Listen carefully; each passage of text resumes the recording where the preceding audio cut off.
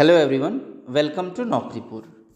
Friends, आज हम आपके लिए लेकर आए हैं question paper analysis of BEd entrance Dibrugarh university. यानी डिब्रूगढ़ यूनिवर्सिटी का जो बीएड एंट्रेंस हुआ है हाल ही में, उसका क्वेश्चन पेपर एनालिसिस है। आने वाले समय में गुवाहाटी यूनिवर्सिटी का बीएड एग्ज़ाम का एंट्रेंस होने वाला है, बीएड का एंट्रेंस एग्ज़ाम। तो इसीलिए मैं आप लोगों के लिए ये क्वेश्चन पेपर एनालिसिस लेके आया हूँ, जिसमें जीके का सेक्शन जो 1 से लेके 25 तक है वो आप यहाँ देखिएगा, आपके लिए हेल्पफुल होगा। तो चलिए शुरू करते हैं। Question number 1, which of the following is the major habitat of state tree and state bird of Assam. यानी कि स्टेट ट्री और स्टेट बर्ड जो दोनों ही हैं, ये इनमें से कौन से नेशनल पार्क में दोनों के दोनों ही पाए जाते हैं। So correct answer is option D, Dihing Patkai National Park.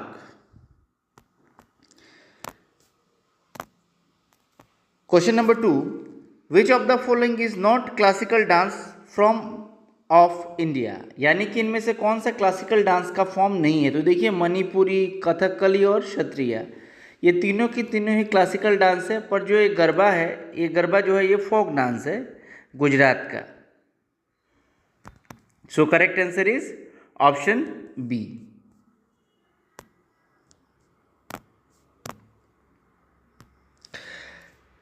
Question number 3, which of the following are the UNESCO World Heritage Site in Assam। इनमें से कौन सा असम का वर्ल्ड हेरिटेज साइट जो है।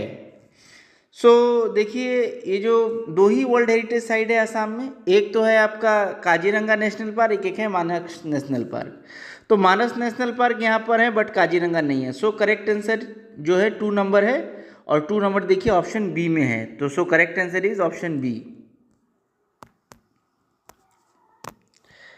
Moving to question number 4, from which country did India assume the G20's presidency on the 1 December 2022। यानी कि 1 December 2022 को भारत ने कौन से देश से G20 का जो प्रेसिडेंसी है लिया था।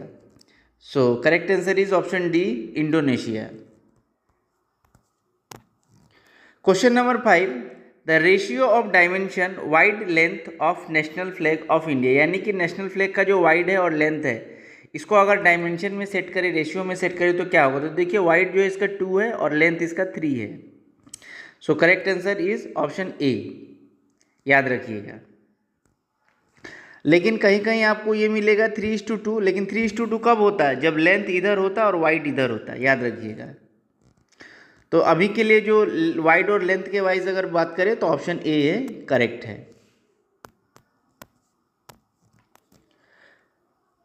Question number 6, Brajavali language use in Ankiya Naat is a mixture of which 2 language. यानी कि ब्रजावली जो भाषा है ये अंकिया नाट में इस्तेमाल होता है, तो ये इनमें से कौन से 2 भाषाओं का मिक्सचर है। तो ब्रजावली जो भाषा है वो मिक्सचर है असमीज और मैथिली लैंग्वेज का। So correct answer is option B. Question number 7, draft national curriculum framework for school education provides framework for children of which age group. यानी कि जो national curriculum framework school education बनाया जा रहा है, तो ये कितने से कितने साल के बच्चों के लिए बनाया जा रहा है। तो ये 3 से 18 साल के बच्चों के लिए बनाया जा रहा है। So correct answer is option ए।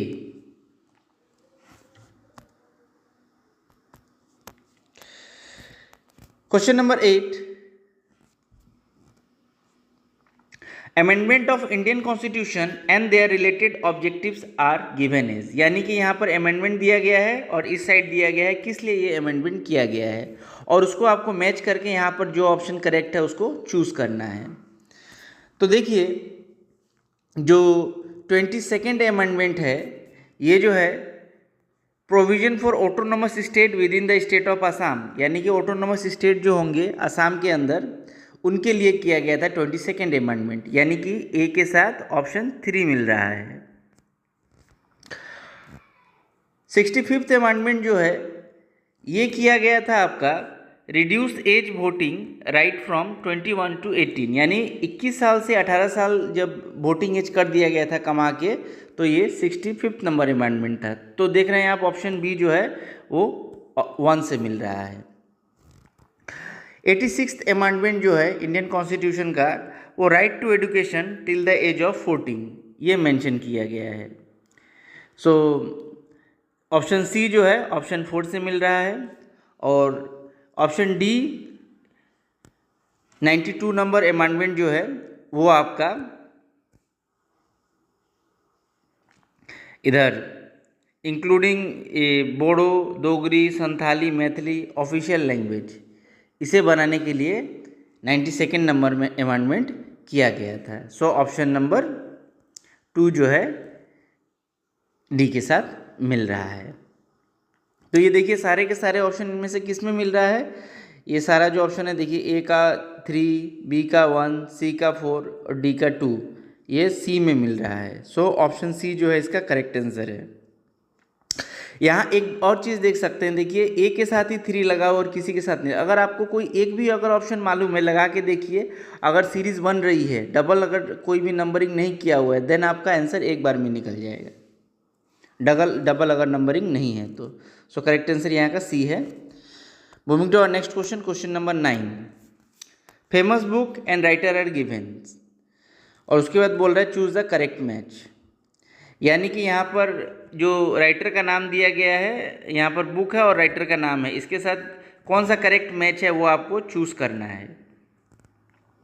तो सो देखिए, ये जो अलकनंदा जो बुक है, ये अलकनंदा बुक को लिखने का काम किया है नालिनी बाला देवी जी ने, ये करेक्ट है। अघोरी आत्मार कहानी नौगेन शौकिया का ये नहीं है, ये अघोरी आत्मार कहानी जो है ये होता है सैयद अब्दुल मलिक जी का लिखा हुआ। पिता पुत्र जो है होमेनबर्ग गुहाई जी का लिखा हुआ है। सो ये करेक्ट है।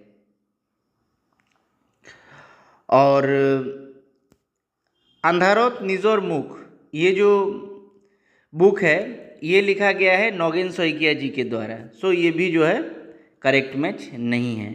तो हमको यानी कि 1 नंबर और 3 नंबर ही करेक्ट मिल रहा है, अदरवाइज हमको करेक्ट नहीं मिल रहा है। सो लेकिन 1 और 3 यहाँ पर कहीं भी ऑप्शन मुझे नहीं दिख रहा है। तो मैं ये मानता हूँ कि यहाँ पर जो ऑप्शंस दिए गए हैं ये ऑप्शंस एक भी करेक्ट नहीं है। अगर आपको अगर लग रहा है कि इनमें से अगर कोई ऑप्शन करेक्ट है तो मुझे कमेंट सेक्शन में ज़रूर लिख के बताइए, मैं उसको अपने वीडियो में लाने की चेष्टा करूँगा। लेकिन यहाँ पर तो मुझे एक भी ऑप्शन करेक्ट नहीं दिख रहा है, 1 और 3 ही करेक्ट है सिर्फ, जो कि यहाँ ऑप्शन नहीं दिया हुआ है। सो क्वेश्चन नंबर 9 जो है वो कंट्रोवर्शियल क्वेश्चन हो गया। Names of 5 Indian state are given as West Bengal, Uttar Pradesh, Bihar, Maharashtra and Rajasthan दिया गया है। अब इनमें से बोल रहा है from largest population to smallest population में आना है। पहले आपको बड़ा वाला चुनना है, फिर आपको छोटा वाला में आना है। तो हम जानते हैं कि सबसे ज़्यादा जो पॉपुलेशन है वो उत्तर प्रदेश की है, तो आपको उत्तर प्रदेश जो है आपको 2 नंबर में दिख रहा है। उसके बाद उत्तर प्रदेश के बाद जो स्टेट है वो है बिहार, सेकेंड हाईएस्ट पॉपुलेशन है दिया गया में से। उसके बाद जो महाराष्ट्र है, महाराष्ट्र आपका 4 नंबर में आता है। महाराष्ट्र के बाद आपको आ रहा है राजस्थान, और राजस्थान के बाद लास्ट में आ रहा है वेस्ट बंगाल। तो 2, 3, 4, 5, 1 ये जो है सीरीज़ करेक्टली बन रहा है। लेकिन यहाँ पर देखिए करेक्ट कौन सा दिख रहा है, तो यहाँ पर जो है ये बी में 2, 3, 4, 5, 1 ये पूरा का पूरा ये मिल जा रहा है। So correct answer is option B. Question number 11। Name of scientist and invention are given as दिया गया है, और आपको करेक्ट मैच को अब चुनना है। तो देखिए जो इसका करेक्ट मैच है, ए के साथ 2 नंबर आपको मिलेगा, यानी कि ग्राहम बेल ने टेलीफोन का आविष्कार किया था, ठीक है। उसके बाद बी के साथ आपको 1 मिलेगा, मैरी क्यूरी जी ने रेडियो एक्टिव का ये आविष्कार किया था। थॉमस एडिसन जो थे इन्होंने फोनोग्राफ का आविष्कार किया था, आपको पता ही है, थॉमस अल्वा एडिसन। और विल्हेम रॉन्टेंग जी ने एक्सरे बल्ब्स जो है, एक्सरे का जो आप एक्सरे किया जाता है उसका ये आविष्कार किया है। तो इस तरह हम देख रहे हैं ए के साथ 2, बी के साथ 1, सी के साथ 4 और डी के साथ जो है ये 3 मिल रहा है। और ये सीरीज जो है आपको मिलता हुआ दिखेगा ऑप्शन नंबर डी में। So option D is the correct answer. Question number 12, who was the first Indian to win Oscar award any category? कोई भी कैटेगरी में पहला ऑस्कर जीतने वाले इंडियन का नाम। So correct answer is option B, Bhanu Athaiya. Bhanu Athaiya ji को ऑस्कर अवार्ड मिला है, पहले भारतीय थे ये ऑस्कर जीतने वाले। Question number 13, third Khelo India university games 2023 held हुआ था, इनमें से कहाँ? So correct answer is A, Uttar Pradesh. Uttar Pradesh के जितने भी जिले हैं उन सब जिलों में ये third Khelo India university game 2023 हुआ था। Moving to our next question, question number 14, who won orange cap in IPL 2023?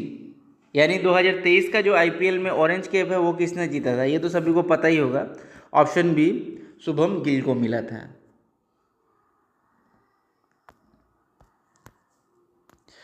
Question number 15, which player become first women president of Indian Olympic association? Indian Olympic association की पहली president बनने वाली महिला का नाम। तो हाल ही में ये बहुत ही न्यूज़ में था। ऑप्शन सी, पीटी उषा जी को बनाया गया है first women president of Olympic association. Question number 16, the author of the book यात एखन अरण्य आसिल, यहाँ पर एक जंगल था, यात एखन अरण्य आसिल, इसको बुक को किसने लिखा है? इस बुक को, तो इस बुक को लिखने वाले का नाम है अनुराधा शर्मा पूजारी। अनुराधा शर्मा पूजारी जी ने यह किताब लिखा है। So correct answer is option A. Question number 17, first Indian women wrestler win gold in Asian games?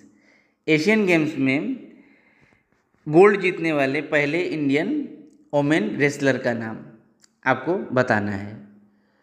So correct answer is option D, Vinesh Phogat ji को मिला है women wrestler gold Asian games में।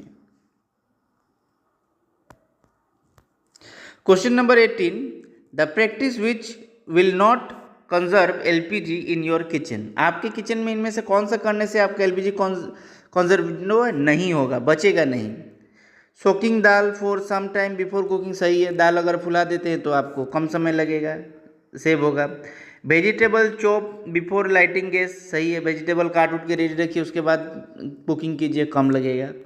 कुकिंग फूड प्रेशर कुकर में बनने से भी कम लगेगा। Cooking food an open pan keep the low flame को लो रखेंगे और ओपन में बनाएंगे तो ज़्यादा लगेगा।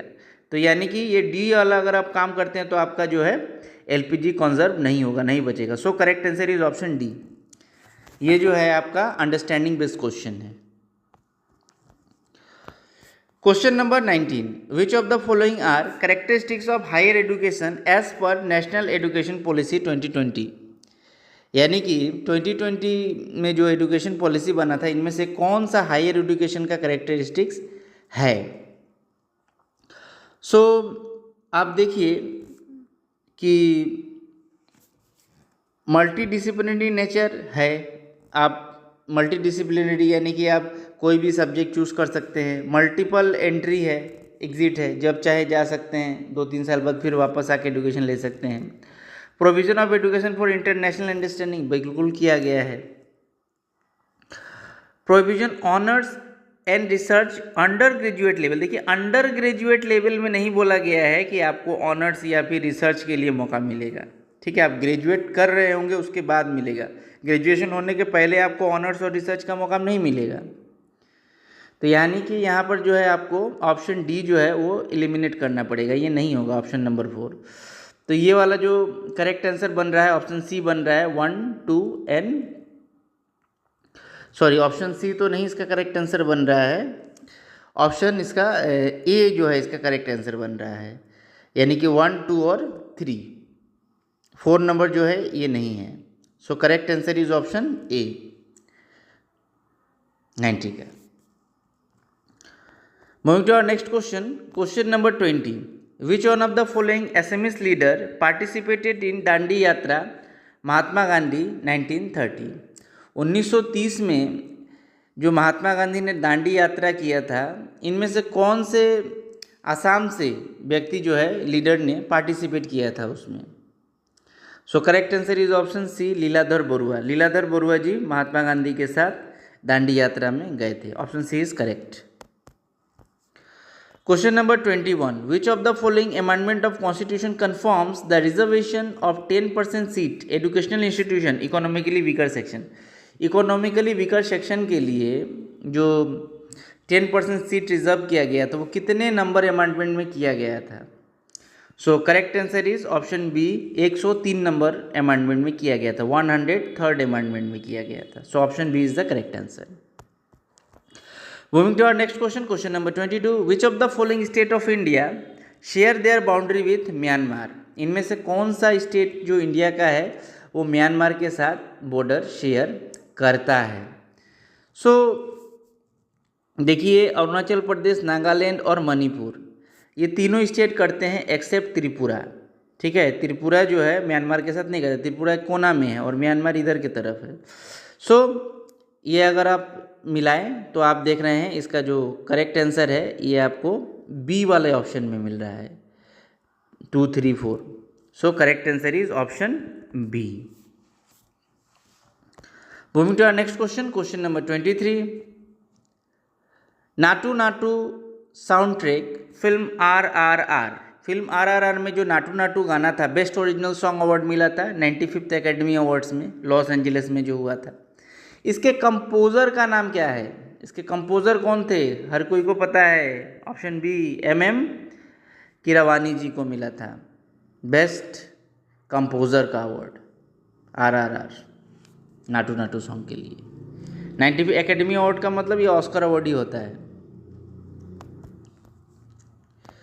24 number question, Assamese poet Nilmani Phukan receive 56th Jnanpith award in the year of 2021 he was awarded for? Nilmani Phukan जी को 56th ज्ञानपीठ अवार्ड 2021 में किस एसएमएस पोएम के लिए मिला था, किस मैंने बुक के लिए मिला था उनको? So correct answer is option A,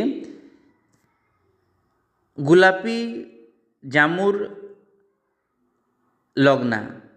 Gulapi Jamur Lagna जो इनका जो पोएट किताब था उसके लिए इनको 56 नंबर ज्ञानपीठ अवार्ड 2021 का मिला था। So option A is correct answer. Question number 25, name the Indian boxer who won gold medal in 2023 world women's boxing championship of 50 kg category. 50 kg category में इनमें से कौन से भारतीय बॉक्सर को, भारतीय महिला बॉक्सर को जो है गोल्ड मिला था 50 kg की कैटेगरी में? So correct answer is option B, Nikhat Zareen ji को मिला था। So option B is the correct answer. So friends, ये 25 क्वेश्चन डिब्रूगढ़ यूनिवर्सिटी के बीएड एंट्रेंस का मैं आप सभी के लिए लेके आया था जीके का। होप आपको ये क्वेश्चन पेपर एनालिसिस अच्छा लगा हो। अगर आपको ये एनालिसिस अच्छा लगा हो तो kindly like, share and subscribe कीजिए मेरे चैनल को और हमको सपोर्ट कीजिए आगे बढ़ने में। Thank you everyone for watching my full video. Thank you everyone.